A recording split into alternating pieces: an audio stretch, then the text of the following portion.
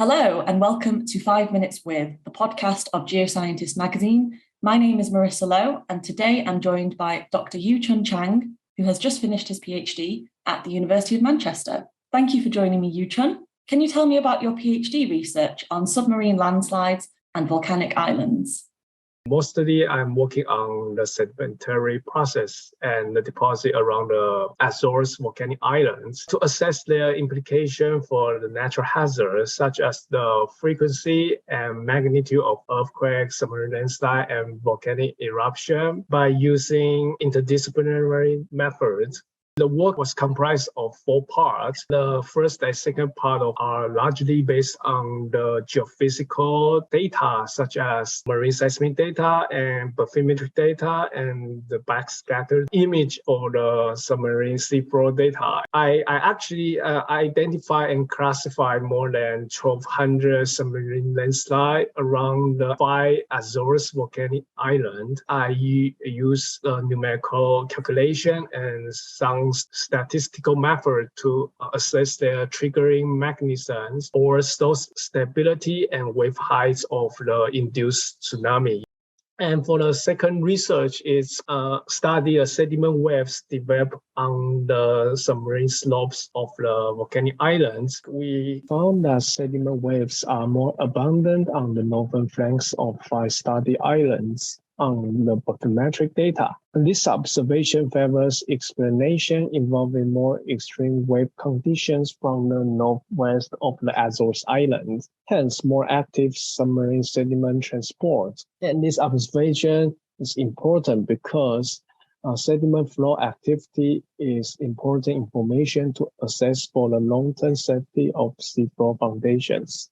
For the third and fourth research, it's largely based on the core analysis. I start from identify the volcaniclastic ridge bed in the cores to differentiate different types of the volcaniclastic beds from tephra fallout bed and primary volcaniclastic turbidite and secondary volcaniclastic turbidite. Let's make it simple. It's like eruption origin turbidite and landslide origin turbidite and tephra fallout. This discrimination is important because it reflects the mechanism behind. So it tells you have more eruption or you have more submarine landslides in this region. Surprisingly, we found that a major portion of the volcanic ridge beds are actually eruption feed beds. So it's likely suggests that volcanic activity are in the Azores. So to better understand the frequency of such eruption or landslide origin events,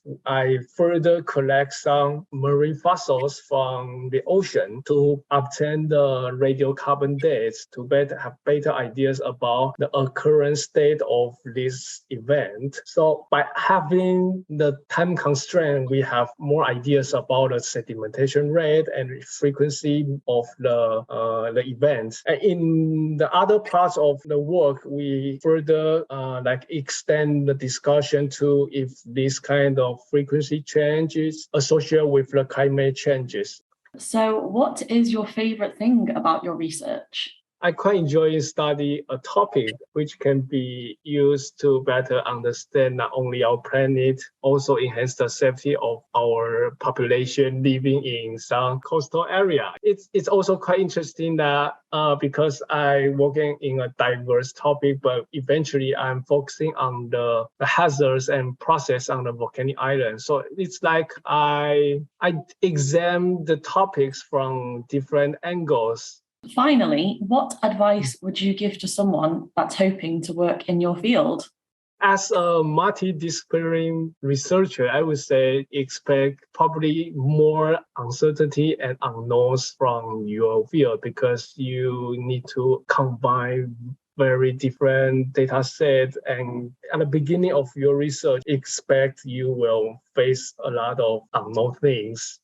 As a marine scientist, if you are joining a cruise, you always need to have a list and think about everything before you start your work on the sea.